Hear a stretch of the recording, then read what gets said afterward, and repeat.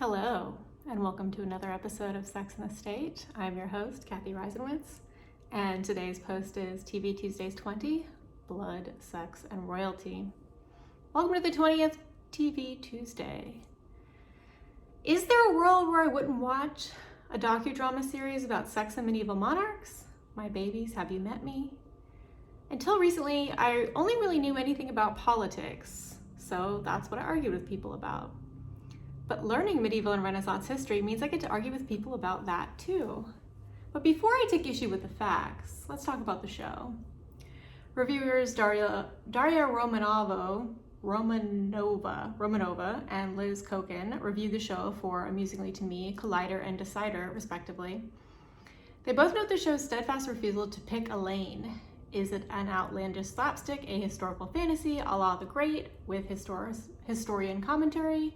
Is it a lukewarm version of steamy show The Tudors? They also want more skin if the show is going to have sex in the title. However, one of the historians quoted a letter wherein Henry implores Anne to think of him as she puts the gifted venison in her mouth, so I rest my case. The best part of the reviews is when Romanova takes on the costumes.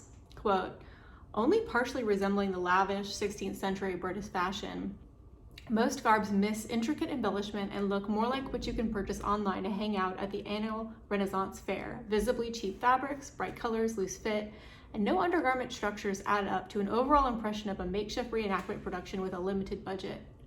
Hello, police, I would like to report a murder.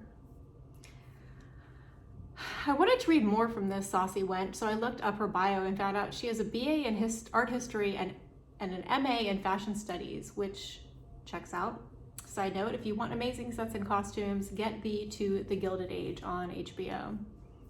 I do have one quibble with Romanova.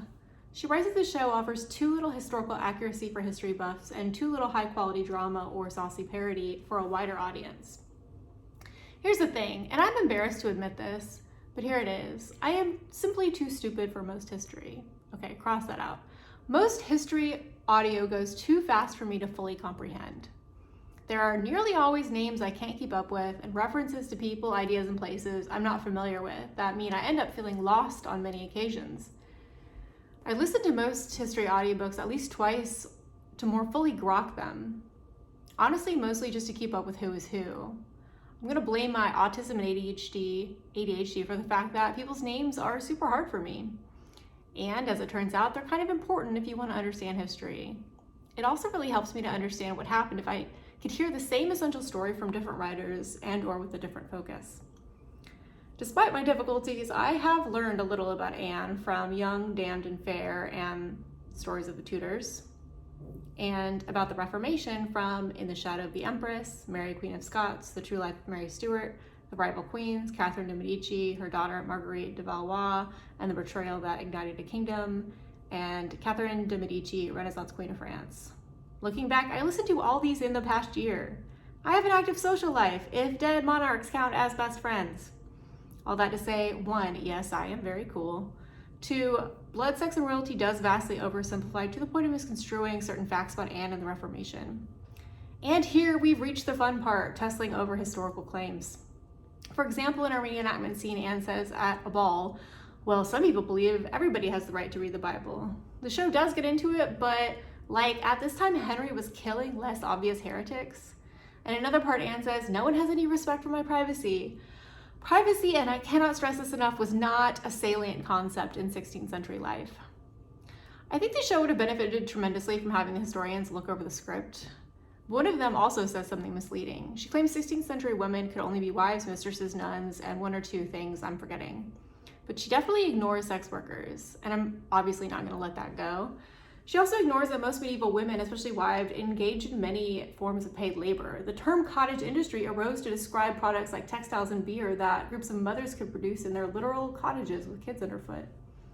Historians like Eleanor Jenga rightly point out that many of our ideas about women, such as the idea that we're inherently less interested in sex than men or ill-suited to paid labor, are far newer than many people in power would have us believe. So wrapping up this edition of Epic Substack Battles of History, is Blood, Sex, and Royalty good? As Collider and Decider put it, not really, no.